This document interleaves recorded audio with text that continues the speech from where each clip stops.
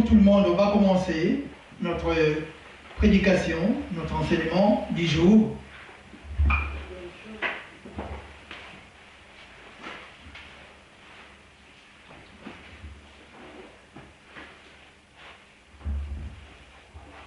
Aujourd'hui, nous allons voir un sujet, on va prendre un sujet, on va évoluer sur un sujet que j'intitule « Qui est Dieu pour toi ?»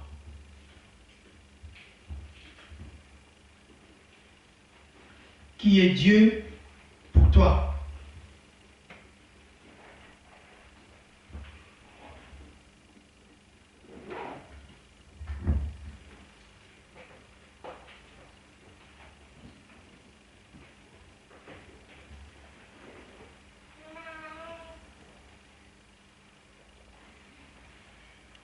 Dieu, c'est le Père créateur, mais c'est un nom qui... Je ne sais pas qu'est-ce que je peux dire là-dessus, mais il y a plusieurs dieux. Tu vas trouver ça bizarre, mais il y a plusieurs dieux. Et chaque personne a sa façon aussi de considérer Dieu. On ne considère pas Dieu de la même manière. Cela dépend d'une personne à l'autre, d'un individu à l'autre, d'une culture à l'autre, d'un pays à l'autre, ainsi de suite. Mais or, la parole de Dieu, dans la pensée de Dieu, que toute chose soit d'une manière universelle. Mais dans la fonctionnalité de l'homme, les choses ne sont pas d'une manière universelle.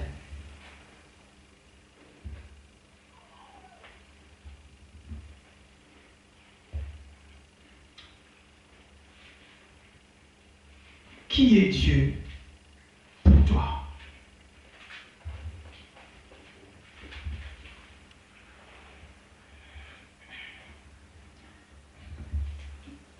C'est un sujet que le Seigneur m'a mis à cœur de pouvoir partager cela aujourd'hui avec vous.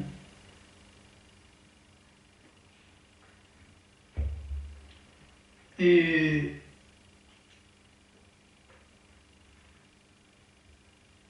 le premier homme que Dieu a créé sur terre, c'était Adam.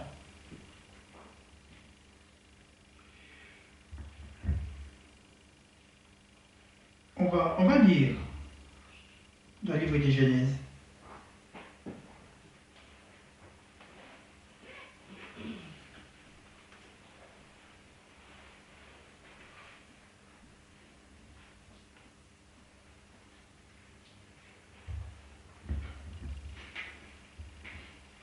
On va lire d'abord Genèse 1 et 2.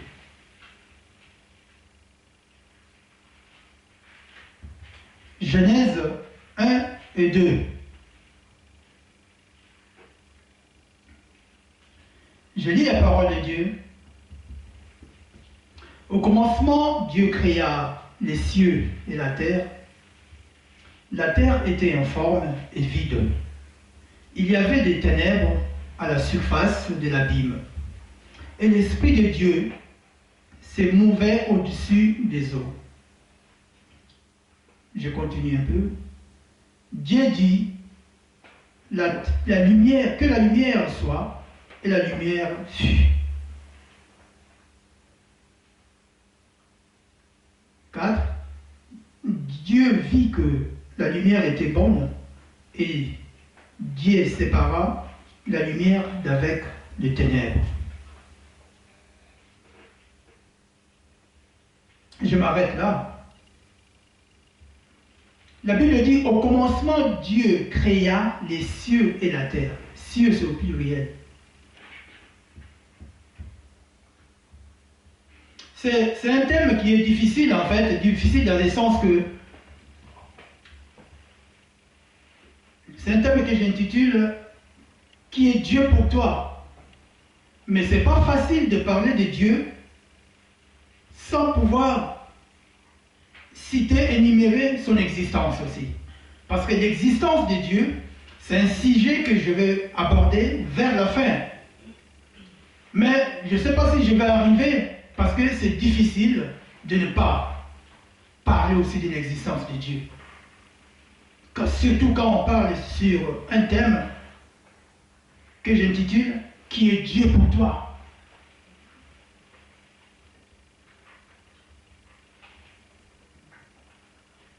Parce que les deux sujets, les deux thèmes, il y a une convergence quand même, parce qu'on parle d'une seule personne qui est Dieu.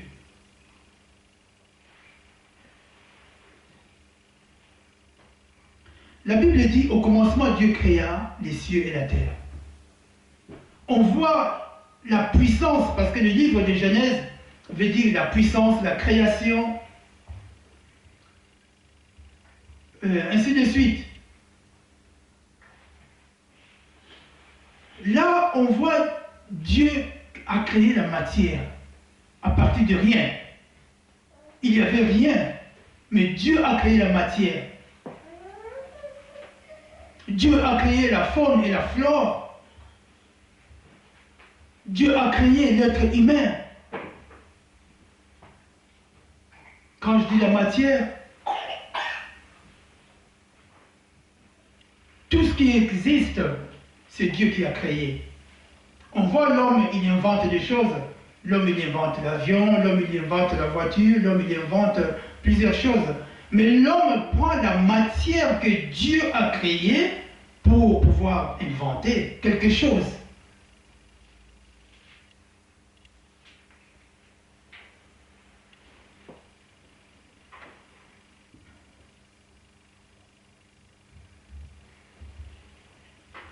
Moi, je pose vraiment la question. Qui est Dieu pour toi? C'est un nom qui énerve certaines personnes. C'est un nom qui décourage certaines personnes. C'est un nom qui pose beaucoup de questionnements aussi. C'est un sujet aussi difficile, compliqué peut-être à comprendre pour d'autres personnes, je ne sais pas. Parce que quand quelqu'un vit dans une situation difficile, n'ose pas, des fois, n'ose même pas lui parler de Dieu. Sinon, ça va mal finir.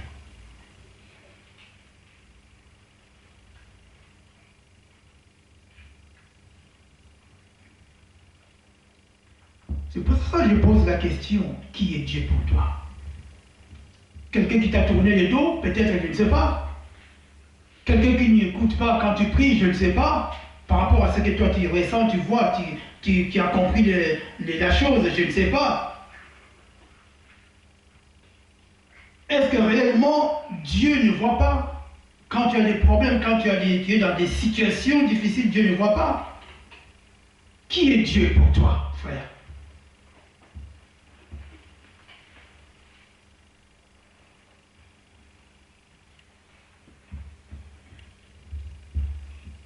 Quelqu'un qui te laisse faire ce que tu as envie de faire, et après tu viens lui demander quelque chose, il va te donner aussi, je ne sais pas.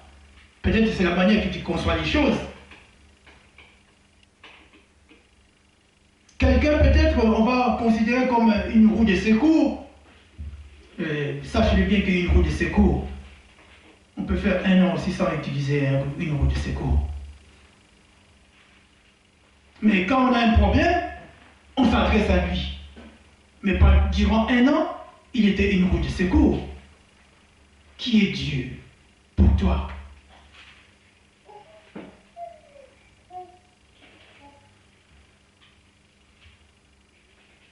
En général, on passe du temps à quelque chose qu'on aime bien.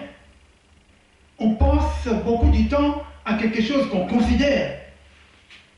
Est-ce que toi tu passes beaucoup de temps avec Dieu?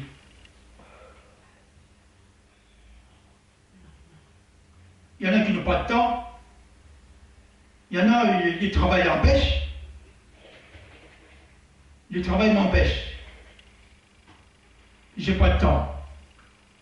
Mais il nous dit que s'il ose même faire un petit pas, grâce à cette personne-là, qui est la personne de Jésus, c'est pour ça que j'ai dit, qui est Dieu pour toi?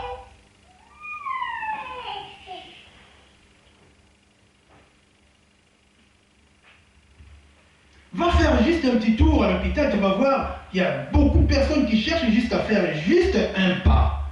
Ils n'arrivent pas. Mais toi, tu en fais des tonnes et des tonnes. Tu n'en tiens même pas compte, tu ne sais même pas. Tu ne peux même pas les compter depuis que tu es né. Combien de pas que tu as fait?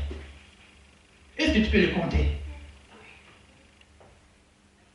Alors, qui est Dieu pour toi? Un phénomène bizarre? Un méchant? Un papy qui est fatigué? Je ne sais pas.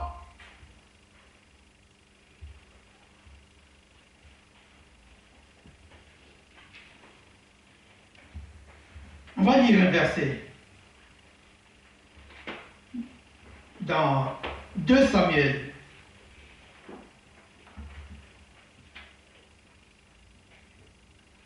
2 Samuel 6.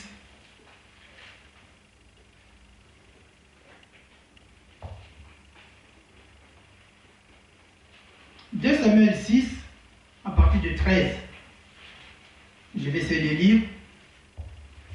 2 Samuel 6, à partir de 13. Elle est longue la lecture, mais je vais essayer d'écourter. Quand ceux qui portaient l'arche de l'Éternel eurent fait 6 pas, on sacrifia un bœuf et un veau gras. David dansait de toute sa force devant l'Éternel, et il était ceint d'un éphod de lin. David et toute la maison d'Israël firent monter l'arche de l'Éternel avec des cris de joie et au son des trompettes. Comme l'arche de l'Éternel entrait dans la cité de David, Michal, fille de Saul, regardait par la fenêtre, et voyant le roi David sauter et danser devant l'Éternel, elle le méprisa dans son cœur. Après qu'on eut amené l'arche de l'Éternel, on l'a mis à sa place, au milieu de la tente que David avait dressée pour elle. Et David offrit devant l'Éternel des holocaustes et des sacrifices d'action de grâce. Quand David eut achevé d'offrir les blocs, les holocaustes et les sacrifices d'action de grâce, il bénit le peuple au nom de l'Éternel des armées.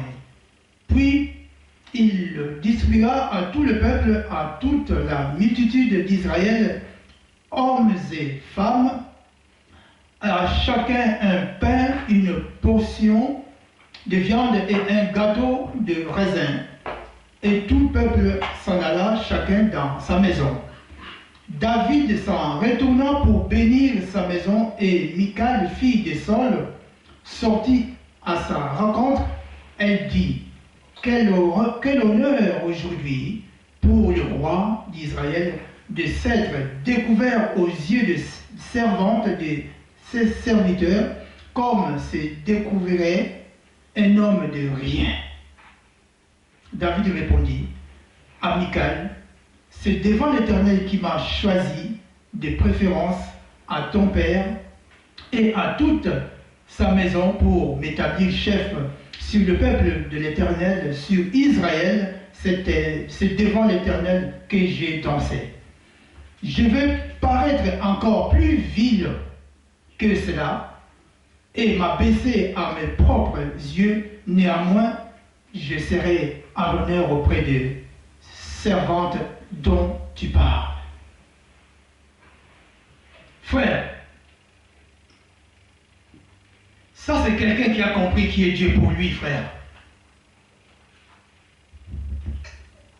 Cette personne-là, David, lui, il a compris qui est Dieu pour lui. La Bible dit, il avait une tenue d'éphod de félin. Tu sais, c'est une tenue royale. Ils ont perdu l'arche de l'Éternel. Et là, ils ont récupéré l'arche. Donc l'arche, ça symbolisait la présence de Dieu. Donc ils ont perdu leur Dieu. Et quand ils ont récupéré Dieu, c'était une grande joie au milieu du peuple des enfants d'Israël. Et David ne pouvait pas garder cette joie, frère.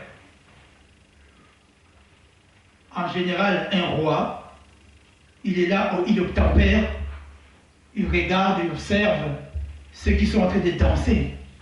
Mais c'est lui qui est passé en premier pour danser. Est-ce que quelqu'un comprend cette chose?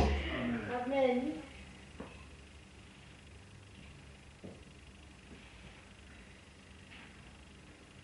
Regarde la manière que David prend de l'importance pour son Dieu. Il s'en fout qu'il soit roi. Il s'en fout de sa tenue. Il s'en fout que les gens lui donnent du respect pour le Seigneur. Il a dit, je vais me ridiculiser. Ouais.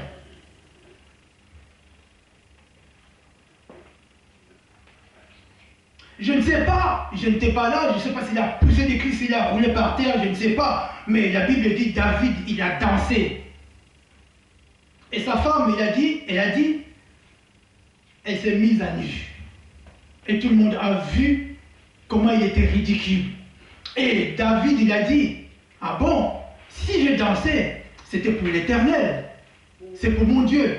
Attends, la prochaine fois, je serai encore plus vil. Vous savez, être vil, quelque chose de sans importance, moins que rien. Frère, devant le Seigneur, quand tu connais Dieu, il faut être moins que rien, frère. David l'a dit, je vais être encore plus vil. Comme ça, tu vas encore être gêné encore plus. Frère, tu ne peux pas regarder la joie, contenir cette grande joie en toi, frère. Mais David a fait cette danse pour une simple bonne raison, pour exprimer la joie de la retrouvaille des lâches. Est-ce que toi, as-tu déjà fait exprimer une joie quelconque un jour, quelque part pour ton Seigneur? Toi-même, tu sais. Ne dis pas que même un jour, même une fois, tu as été béni par le Seigneur. Même une fois.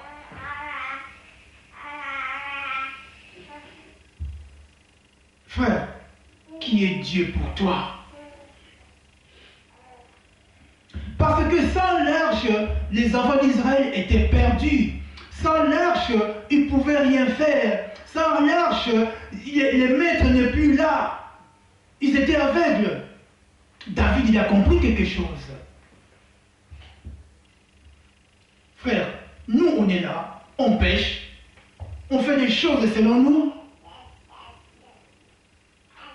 et on exige Dieu. J'ai encadré plusieurs personnes. Si tu écoutes la prière de certaines personnes, je te dis, c'est de l'impératif. Ils demandent d'une manière impérative à Dieu, frère. Il emploie même du vindicatif à Dieu. Frère, qui est Dieu pour toi?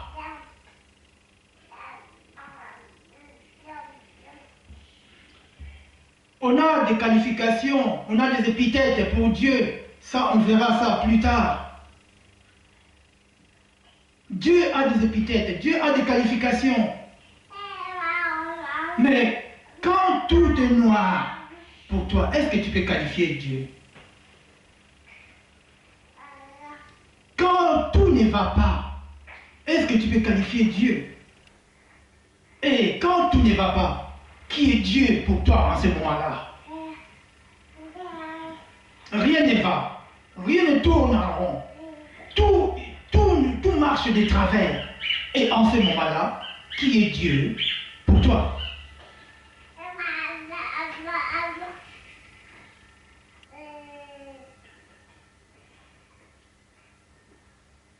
Je vais souligner une chose. Dieu, il est synoptique. Dans ça, il est... Quand je dis il est synoptique, l'homme c'est une contenance. Et dans l'homme, il y a un contenu. Et tout ce qui se trouve en toi, Dieu le voit, il le sait. Tes soucis, tes problèmes, quand on est vrai, quand on est faux, quand on est un chrétien boiteux, il le sait.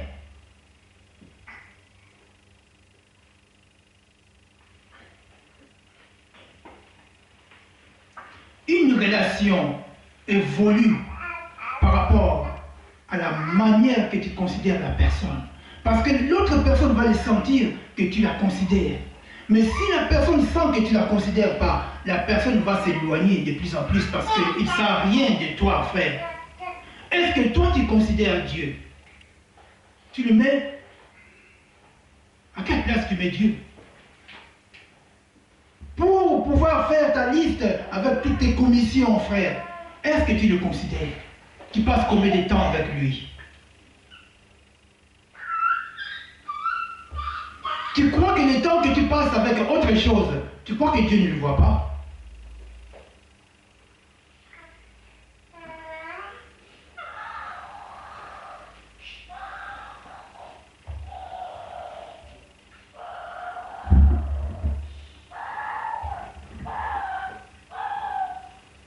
Frère, Dieu, on le dit sans le savoir, on dit il est omniprésent, omniscient, omnipotent, on le répète. Mais est-ce que tu sais ce que ça veut dire omniprésent? Est-ce que tu sais ce que ça veut dire omnipotent, omniscient? Parce que quand on aime une personne, tu as une femme à la maison et que tu es tout le temps absent et ta femme ne te voit presque pas, moi je te dis, il y aura des problèmes quand un jour. Vrai ou faux? Elle ne te voit pas, tu ne communiques même pas avec elle. Tu rentres, tu es fatigué, tu dors. Et tu sors le matin, elle ne te voit pas. Et quand tu vas rentrer, bonjour, après tu passes à la chambre, tu dors. Frère, il y aura des problèmes. Il y aura des sérieux problèmes. Et si tu fais ça pendant 6 mois, comme ça, je te dis, à ton retour, si tu trouves même à manger sur la table, tu as de la chance. Tu as de la chance, je te dis. Elle n'ose même pas lui demander qu'elle puisse te faire le repassage. Parce que là, tu vas déclencher un feu.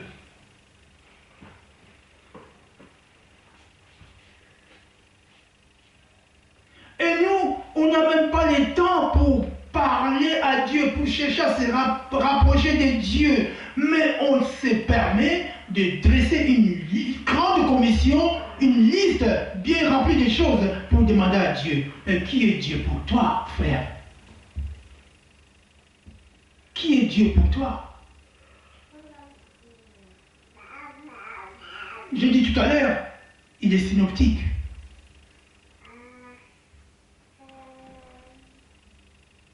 Dieu a besoin que tu puisses lui montrer aussi de l'amour. Dieu a besoin que tu puisses lui montrer aussi de la considération. Rien que tu le considères, Dieu peut ouvrir des robinets pour toi, frère.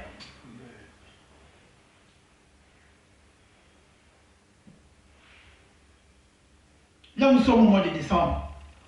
Un enfant qui désobéit, un enfant qui fait des choses qui ne te plaisent pas, un enfant qui est dans la rébellion. Dis-moi, tu vas acheter des cadeaux pour cet enfant?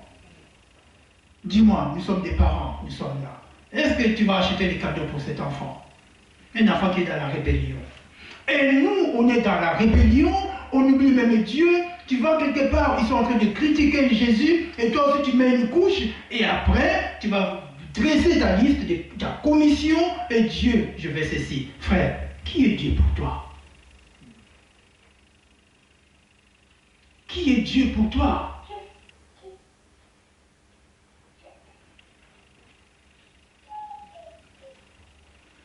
Qui est Dieu pour toi?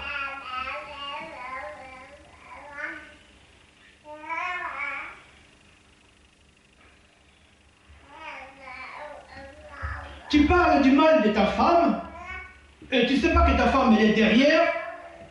Tu la critiques. Elle ne sait pas faire la cuisine, elle est paresseuse, elle n'est pas belle, mais tu ne sais pas qu'elle est derrière, mais tu es en train de la trahir à une autre personne. Elle, du coup, à ce moment-là, elle dit rien, mais elle t'attend pour rentrer à la maison. Quand tu vas rentrer à la maison, je te dis, chérie, je t'aime. Je te dis, si tu n'as pas une gifle, tu as de la chance aussi.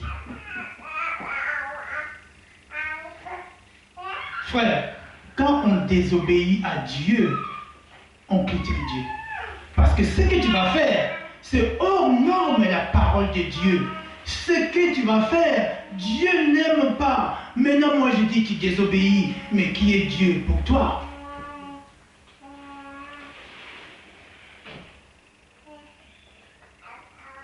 Nos problèmes, nos soucis, c'est rien pour Dieu.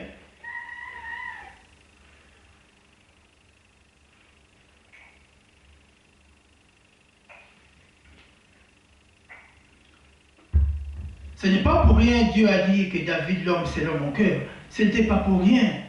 Ce n'était pas pour rien que Dieu a permis que David puisse faire face à Goliath. Ce n'était pas pour rien. Parce qu'en David, il y avait des qualités, il y avait des vertus que Dieu devrait exploiter. Et quand on lit ce que David a fait, et c'est vrai que vraiment il était très habile.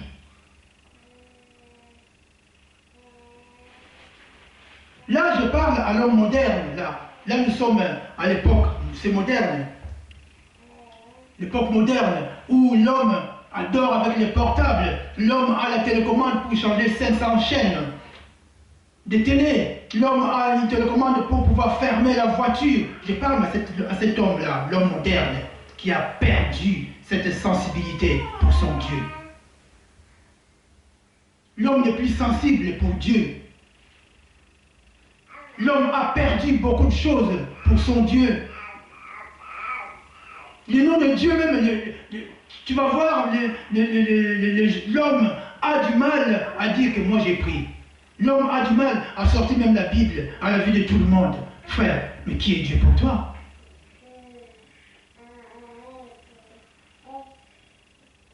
Toi, je te vois tous les dimanches sortir avec ton sac. Mais tu vas où tous les dimanches?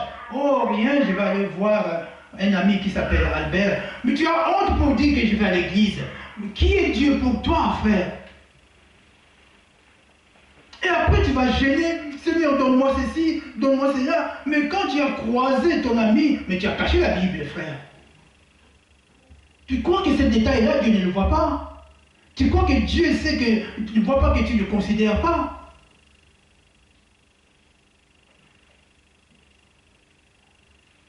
Frère, il y a des fois où on n'a même pas besoin de gêner pendant je ne sais pas combien de jours. Des petits détails ferment les portes. Des petits détails de rien du tout que tu ignores, ça peut fermer les portes. La manière que tu considères ton Dieu.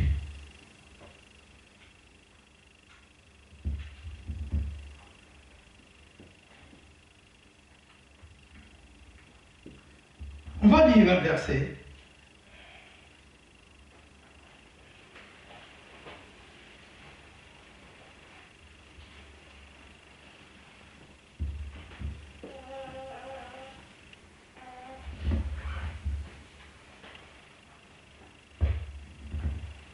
Proverbe 9, non, Proverbe 1 d'abord. Proverbe 1, à partir de 1. Proverbe de Salomon.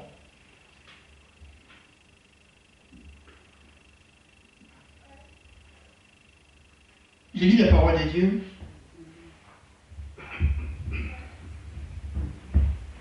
Proverbe de Salomon, fils de David, roi d'Israël. Pour connaître la sagesse et l'instruction,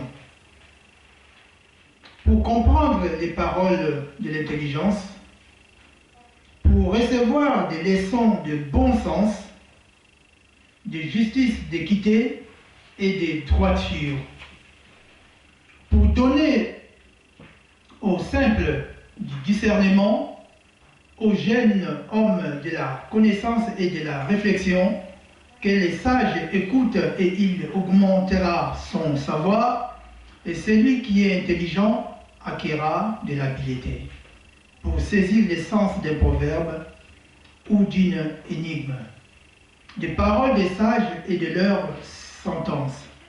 La crainte de l'Éternel est le commencement de la sagesse. Les insensés méprisent la sagesse et l'instruction. La crainte de l'Éternel est le commencement de la sagesse. Cette crainte de l'Éternel, ce n'est pas quand on voit un chien, un berger allemand qui vient, qui est en train de venir vers toi et que tu vas craindre. Ce n'est pas dans ce sens-là. Cette crainte-là veut dire simplement obéir à la parole de Dieu, le respect que tu donnes à Dieu lui-même. Et quand tu respectes Dieu, quand tu obéis à Dieu, c'est déjà le commencement de la sagesse. Amen, frère. Nous avons besoin de cette sagesse qu'on puisse savoir comment discerner les choses. Ça, je vais développer ce sujet-là, ce verset, vers la fin aussi. Mais je vais juste expliquer quelque chose. L'homme a besoin de comprendre la parole de Dieu. L'homme a besoin d'avoir la connaissance de cette parole pour comprendre exactement qui est Dieu. Si tu ne lis pas la parole, tu ne sauras jamais que Dieu est amour.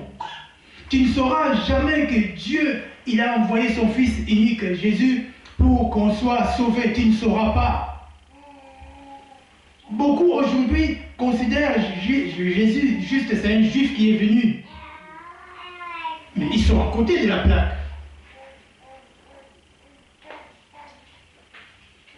Mais au jour d'aujourd'hui, l'ennemi fait de manière que l'homme ne puisse pas s'attacher à la parole. L'homme ne puisse pas avoir même le courage de lire la Bible. C'est là où il y a les problèmes. C'est là où il y a tous les problèmes.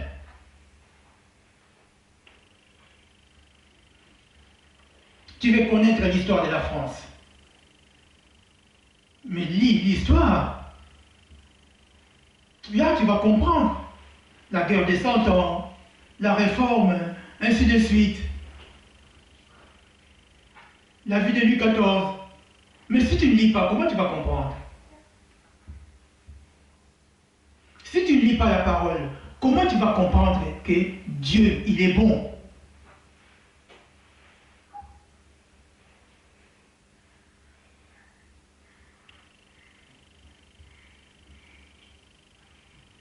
Au jour d'aujourd'hui, l'homme moderne est vraiment perdu.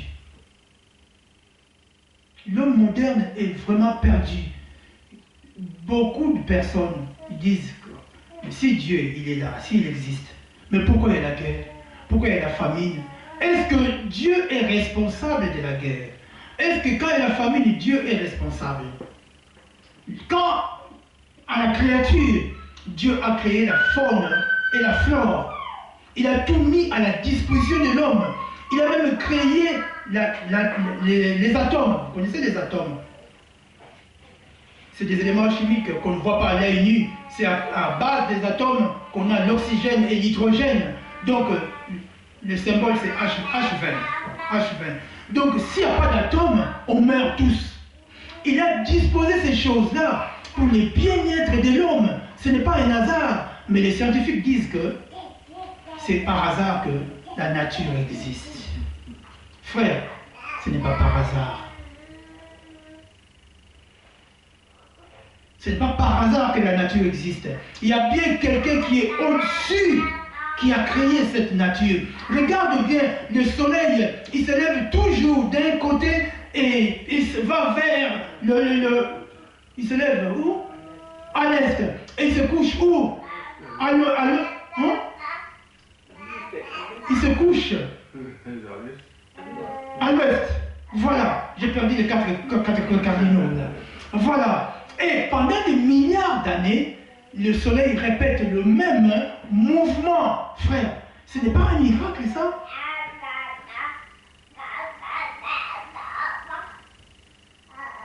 Ce n'est pas quelqu'un qui est au-dessus de cette chose-là qui gère ça, frère.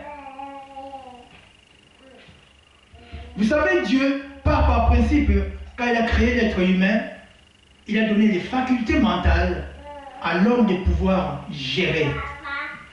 Donc, si tu fais du bien, c'est toi qui gères. Si tu fais du mal, c'est toi qui gères. Il y a même un verset qui parle de ça, c'est sur Deutéronome. Maintenant, toi, tu inventes des armes, tu inventes des choses, tu cherches des conflits pour aller te battre avec l'autre. Mais elle est où l'affaire de Dieu dans cette affaire-là? Ce n'est pas le problème de Dieu. Toi-même, tu as créé ton conflit, tu as créé ton problème, mais là, tu dis, oh Dieu, c'est la faute à Dieu. Ah, bon. Beaucoup de gens, beaucoup de personnes, quand ça ne marche pas, le coupable, hein, c'est Dieu. Le fautif, c'est Dieu.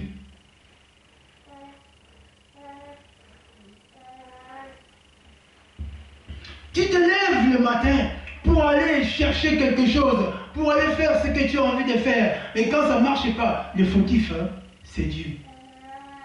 Qui est Dieu pour toi, frère?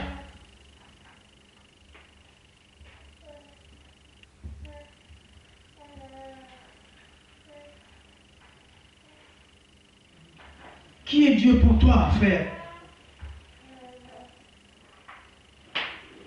Moi, je sais une chose. Celui qui aime beaucoup sa femme, il ne peut pas sortir sans laisser sa femme. Vrai ou faux? Il sort bien, il met, je ne sais pas quoi, tout ce qu'il a envie de mettre. Sa femme est à côté. Et toi, tu sors. Dieu, il est où? Parce que quand tu vas sortir, peut-être tu as un couteau dans ta poche. Peut-être tu as un piercing là.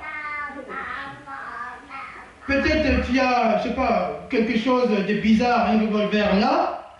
Et quand ça va aller mal, Dieu m'a abandonné. Dieu t'a abandonné où, frère? Qui est Dieu pour toi quand tu sors? Quand tu te prépares pour sortir, pour aller faire tout ce que tu as envie de faire? Qui est Dieu pour toi? Est-ce que Dieu permet d'aller faire du mal?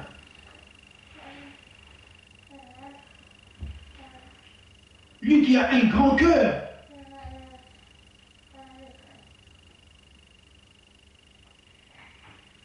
Dieu n'est pas un tiroir. Un tiroir, on se sert quand on a besoin. Ah, j'ai besoin de... J'ai oublié, j'ai besoin de quelque chose. Tu viens, tu ouvres, tu regardes, après, pof. Et après, tu vas toucher peut-être, tu vas ouvrir le tiroir peut-être un mois après, 2 mois après. Frère,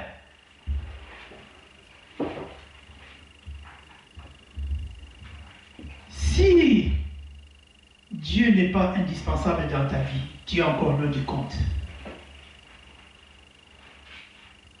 Si Dieu n'est pas indispensable dans ta vie, frère, tu es encore loin du compte.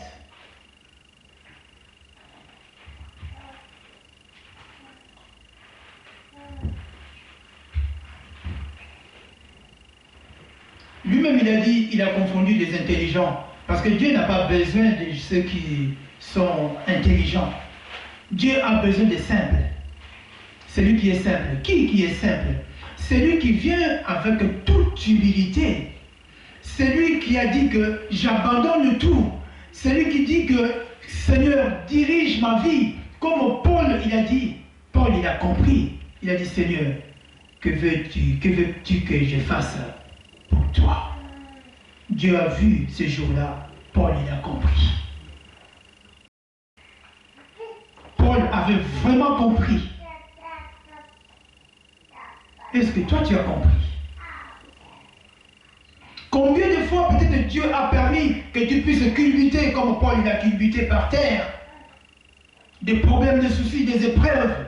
Tu crois que Dieu permet pour rien? Pour que tu puisses te lever et comprendre quand tu te lèves. Est-ce que tu as compris, frère?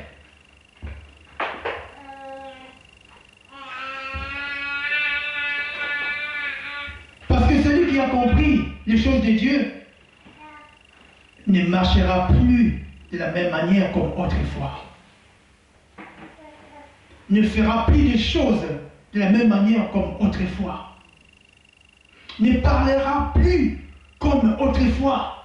Il ne va plus raisonner comme autrefois parce qu'il a compris qui est Dieu pour lui.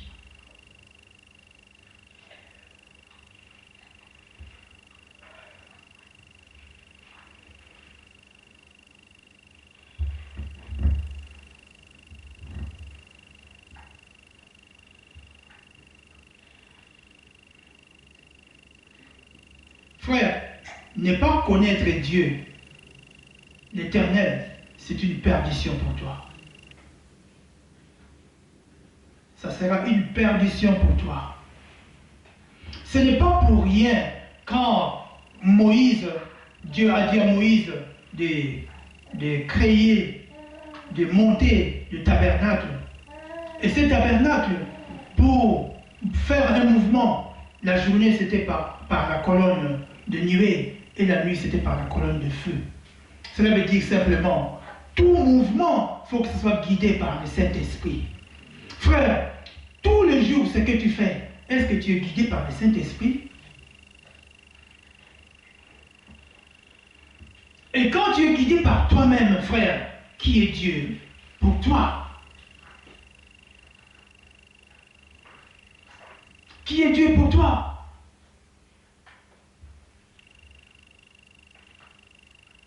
Moïse n'a jamais permis au tabernacle de bouger sans qu'il y ait la colonne de nuée, soit la colonne de feu. Mais combien de fois on est allé dans plusieurs endroits, combien de fois on a fait des choses par rapport à ce que tu veux faire, frère, sans même l'avoir du Saint-Esprit. Moi je pose la question, qui est Dieu pour toi?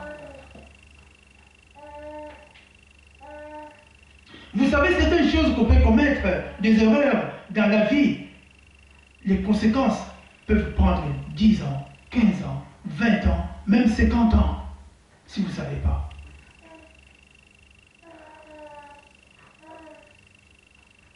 Il y a des choses qui sont faciles pour partir, il y a des choses qui sont difficiles pour partir, qui demandent même une cure de plusieurs années, plusieurs séances, qui demandent même le temps de la patience, ainsi de suite, à cause des fautes, des erreurs qu'on fait dans la vie. Vous savez, une erreur, elle est différente à une faute. Une faute, ce n'est pas une erreur. Quand tu fais une faute, c'est une faute. Et il y a des fautes graves et il y a des fautes aussi lourdes. Maintenant, la chair se permet à faire des fautes graves, des fautes graves, des fautes lourdes, et par la suite, Dieu n'a rien fait. Tu ne sais pas que certaines choses qu'on fait, ça peut descendre aussi vers les enfants, vers les petits-enfants.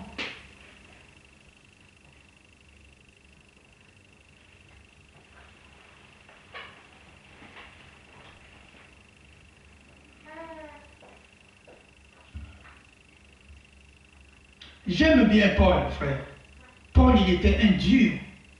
Mais ce jour-là, Paul, quand il est tombé par terre, Paul, il a dit, c'est fini, c'est fini. J'enlève mon orgueil, j'enlève tout ce qu'il y avait en moi qui est mauvais. J'enlève, je ne veux plus. Je veux écouter ce que le Seigneur va me dire.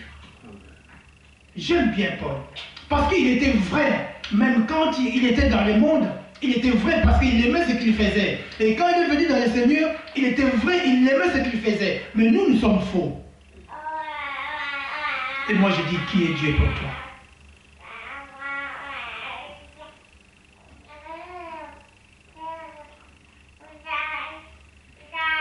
J'ai croisé même de sœurs. C'était un groupe de 4-5 dans les trains. Ils ne savaient pas que j'étais responsable de l'église. Ils critiquaient quelqu'un. Elle critiquait les femmes. En train de critiquer les personnes. Critiquer. Et après, quand on est descendu, moi j'ai pris notre chemin. On s'était retrouvés à l'église. Et quand ils m'ont vu, ils ont compris que j'ai tout entendu. Ils étaient comme ça. Ils ne savaient plus quoi dire. Frère, tu vas à l'église, Au lieu de parler des choses de Dieu, vous critiquez votre frère, vous critiquez votre soeur. Frère, qui est Dieu pour toi? Tu crois que tant que tu étais dans les trains, ce que tu dis, Dieu n'a pas entendu, frère. Je l'ai dit tout à l'heure, il est synoptique. Parce que l'homme, c'est une contenance. Et le contenu qui se trouve dans ton cœur, Dieu le voit, frère. Et après, tu vas demander, Seigneur, donne-moi ceci. Niet, frère. Niet. Parce que Dieu a besoin de cette personne que tu critiques. Dieu a besoin de la personne que tu haïs, frère.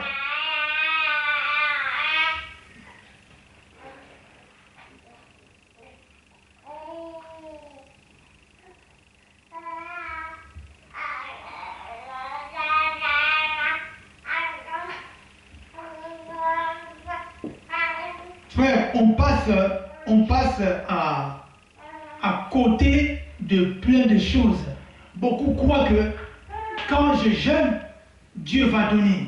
Et tu vas chez un pasteur, le pasteur dit aussi, on va jeûner 3 mois et tu vas voir le résultat. Frère, est-ce qu'à la veille, tu sais ce que la personne a fait? Si la personne a tué, s'il a volé, s'il a, chez elle-même, donc la personne a peut-être une loge, et toi tu fais jeûner la personne, frère, mais qui c'est qui le met dans cette affaire? C'est pas Dieu.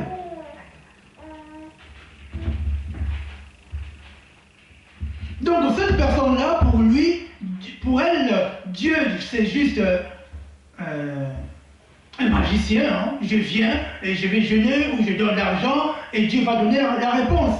Frère, Dieu regarde ce qui est dans ton cœur, frère.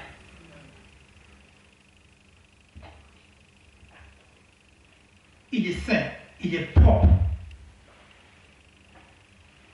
Il distribue ses bénédictions vers les saints. Il est capable même de séparer ses enfants avec ceux qui sont malpropres. Regarde un peu, dès que tu as décidé de vraiment rentrer dans la profondeur, est-ce que tu vois encore des gens venir vers toi? Sache-le bien que Dieu t'a séparé de ces gens-là, parce qu'il ne veut pas que ces gens-là puissent ramener des serpents vers toi, frère.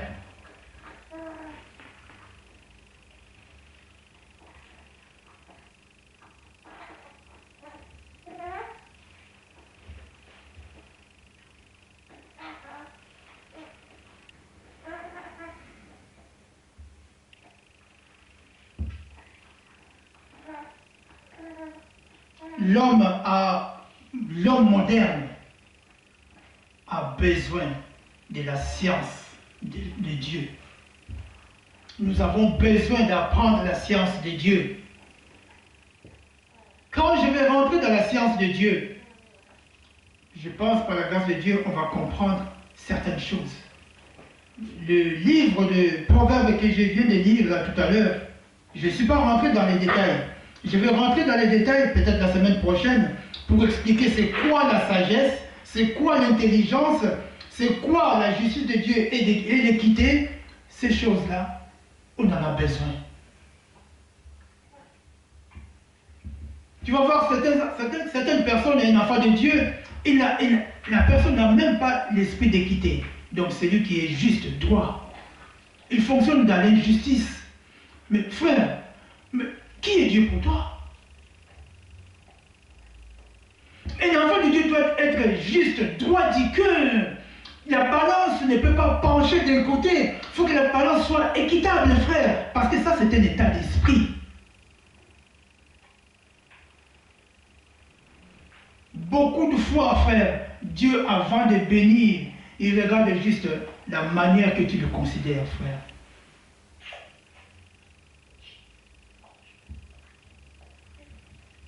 Toute la semaine, ton regard, c'est ailleurs. Vers les choses futiles, vers les choses qui ne sont pas nécessaires. Toute la semaine, ce n'est que le dimanche et encore, il faut que tu puisses peut-être dans les songes, tu vois, voir quelqu'un qui veut venir t'étrangler. Là, tu dis, non, il faut que je parte à l'église. Il faut que je parte. Là, ça ne va pas. Après, tu viens à l'église. Frère, qui est Dieu pour toi? Qui est Dieu pour toi, frère?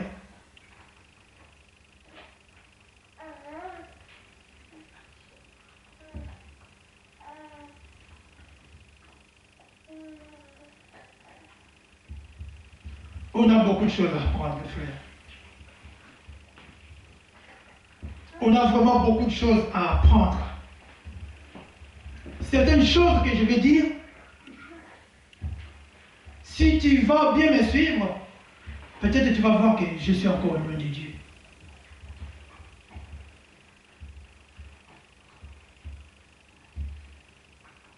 Si Dieu il a dit un jour aux enfants d'Israël, je ne veux ni sacrifice ni holocauste, parce il sait, il a vu l'homme qui est une contenance, et Dieu a vu les contenus qui étaient dans le cœur et dans les pensées de l'homme, frère.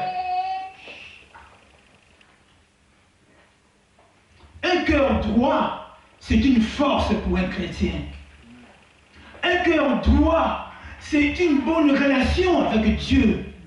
Un cœur droit, c'est une vertu que Dieu nous donne. Et lui-même Dieu, il a un cœur droit. Et quand tu viens vers Dieu, il faut avoir le cœur droit. Quand ton cœur est maladroit, frère, tu es loin de Dieu, frère. Tu es loin de Dieu, frère. Parce qu'il n'y a pas de droiture du cœur, frère. Lui-même, il a dit dans le livre des Proverbes, il tient en réserve le salut pour ceux qui ont le cœur droit, frère.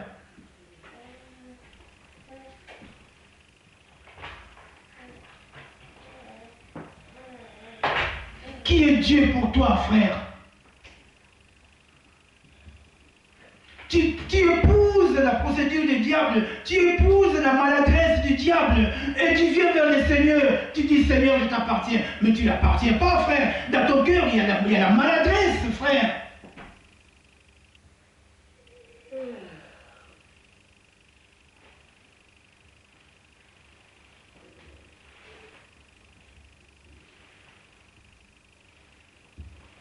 On fonctionne mal.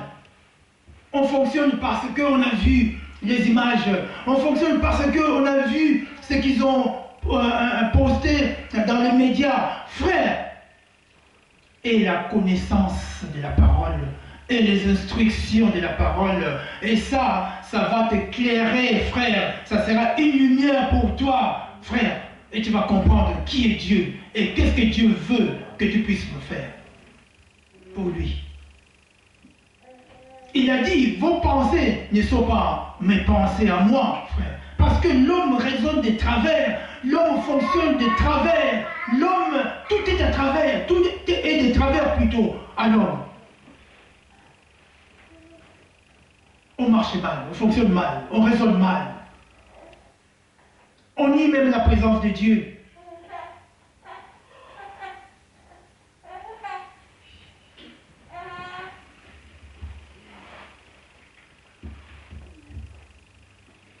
Celui qui a créé la matière à partir de rien.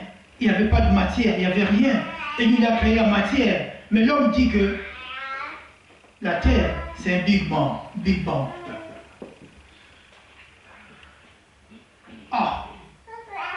Et tout ça, c'est pour sortir l'homme du cadre de Dieu, pour que l'homme puisse être perdu. Et on voit aujourd'hui, l'homme est perdu. L'homme est vraiment perdu.